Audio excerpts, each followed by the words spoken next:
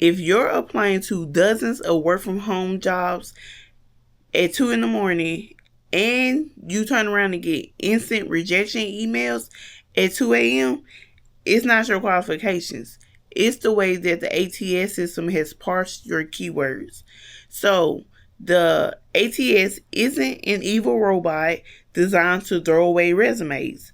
It's simply database software recruiters use to search, index, and score applicants based on key terms in the job description. What does that mean?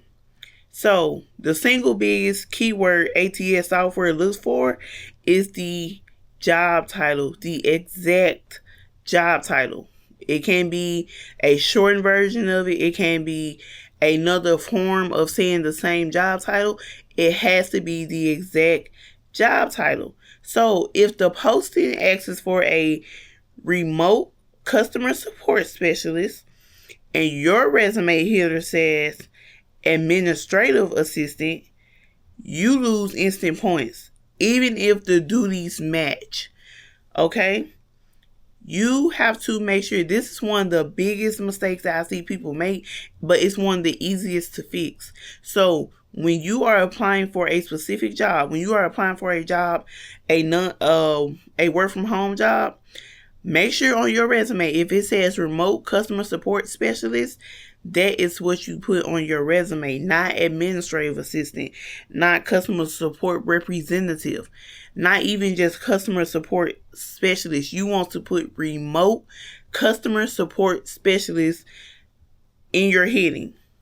That's like a non-negotiable. So let's talk about hard keywords versus soft keywords, okay?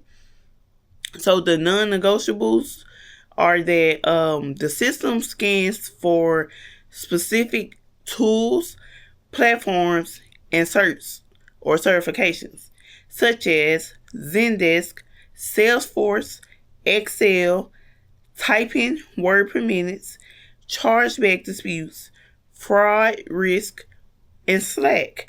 Those are examples of tools and platforms that companies are wanting people to know how to use. So if you know how to use any of these, you want to put them on your resume. So never abbreviate without writing out the full term once. So if you're talking about, let's say you're talking about Zendesk, you don't want to abbreviate Zendesk and leave it at that. If you abbreviate somehow like ZD, you want to put out to the side Zendesk at least one time in that resume. So, another thing, if it says applicant tracking system, you put ATS, make sure you write out completely and fully applicant tracking system. Or if it says customer relationship management, don't just put CRM. Put customer relationship management software so that the parser catches both. You want to put the right keywords in the right place, the right way, so that the ATS system picks up on it. If it don't pick up on it, it never happened. It was never there. Pretty much. That's how it works.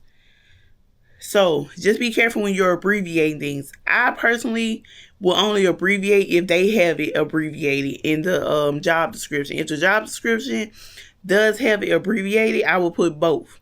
I will not just leave it at the abbreviation. So, soft skills. Do not waste space. Drop generic buzzwords like hard worker, team player, or self-motivated. If you're looking for a job, you should be there anyway. So the ATS does ignore these type of buzzwords. I don't care what nobody tell you, the ATS ignores it. And human recruiters find them as fluff. So when the recruiter is looking, when your resume does make it to a recruiter and they're looking at your resume, and you have things like, oh, I'm a hard worker, I'm a team player, I'm self-motivated, I'm detail-oriented, I'm friendly, I'm upbeat, things like that. You don't necessarily have to include it on your resume. Now, you can say it in the interview if you wish, but you do not have to include it on your resume because they do think it's fluff. You literally just trying to take up space. And it's not necessary. It's not necessary, y'all. I'm telling you. I never include buzzwords like that on my resumes, and I get jobs, I get interviews, all of that. When I was looking for a job, I never put those buzzwords on my resume. Yet I still got, through the ATS system, I still got hired. And yeah, I've been doing this over 12 years, about 13 years now. So I know for a fact that those words are not necessary. So you want to replace them with work from home specific operational terms like anonymous, workflow management, written communication, or cross-functional collaboration.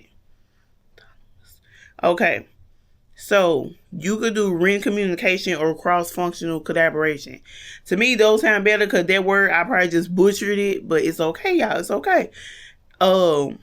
Yeah, I never used that word on my resume either. We're just going to say that. But you could use some simple like written communication or cross-functional collaboration. Written communication, that can just mean that you're good at communicating. So written and verbal communication, you can put that too, verbal, because some people are not good speakers and some companies want you to be a good speaker, especially if you have to speak with like stakeholders, and you might have to talk to the CEO depending on what position you're going into. And then cross-functional collaboration, that's saying you're a team player without saying you're a team player, right? Okay, you picking up what I'm putting down. Okay, y'all, moving on. So we are going to talk about the 3-step keyword extraction formula. So we're going to do the frequency scan first. You want to read through the job description and you want to highlight words that appear 3 or more times. Those are the core keywords that recruiters set as mandatory parameters. Those are the mandatory keywords that you have to have in your resume to even get past the ATS, to even get an interview, okay? So, natural placement. Do not keyword stuff your resume. Like, I'm telling y'all about putting keywords within your resume, but not once did I say stuff. Do not keyword stuff your resume. ATS will notice. The recruiters will notice. If you even get that far, which you probably won't if you keyword stuff, you won't. If you keyword stuff your resume, you're still not going to get past ATS. They can't pick up on keyword stuffing. So, do not white font, put hidden white text in margins, or pasting keyword lists at the bottom. Modern AI-powered ATS systems like Workday, Level, or Greenhouse, they flag this. They flag white fonting as spam, leading to auto rejection. If y'all don't want to get auto rejected, I've got auto rejected in the past. So believe me when I'm telling you, I've never did that. White fonting, putting keywords in the margins and stuff with white letters. I've never done that. But I have got rejected many times by the ATS system before I completely understood what they were looking for, what the ATS system wanted from me. I had to learn this kind of stuff too. This ain't nothing I just, knew how to do. So this is where you want to put your keywords naturally. This is the sections that you should be putting keywords at naturally, not keyword stuffing. Your professional summary, skill section, and you want to embed them into the work experience bullet points. All that means to embed them is that you want to make them sound natural so that they flow well inside the work experience bullet points. So you're going to use bullet points to explain what your job duties were. Not even just job duties, like any achievements and accomplishments that you had at a previous job. But you want to include keywords within those sentences, if that makes sense. And then the XYZ bullet formula. Let's talk about that, y'all. Hold on, let me turn my sound there. I had this on silent. Okay, so we are going to talk about the XYZ bullet formula. So you can turn a generic responsibility into a keyword-rich achievement. Y'all, we are not lying on applications, but we are taking those generic responsibilities like, oh, I answered the phone, I talked to the customer, I took down notes, I put them in the system. No, we're not doing that. We're not. That's too generic. We're not doing that. Anybody can put that. Anybody can do that. What makes you different? What makes you stand out? What about this position makes you qualify for this new position? So you don't want to say, I handle customer emails and disputes. What does that mean? Okay, how did you handle them? Instead, you want to say, I managed customer inquiry tickets using Zendesk, resolving 50 plus daily back office disputes while maintaining a 98% satisfaction rating. That's ATS optimized. Do not just say handle customer emails and disputes. Explain how you handle them. What was the outcome? Y'all, it's not hard, and that's why I'm making this video, because I really want y'all to get hired. So I'm trying to help y'all with the ATS keywords, because I know so many people are getting auto rejected, and I think that's just crazy, because it's a simple fix, and that's why I'm doing this video now. So we're gonna talk about the tech and formatting traps. So you want to avoid multi-column. Column is up and columns are up and down, rows are across. So you want to avoid multi-column layouts, text boxes, tables, and graphic elements. The ATS parser reads across the page line by line. Multi-column formats jumble text together into gibberish. They can't read it. They can't understand it. Do not use multi-column. Do not use it. And stick to clean single column Word docs or PDF formats using standard section headers like work experience instead of creative titles like where I've been.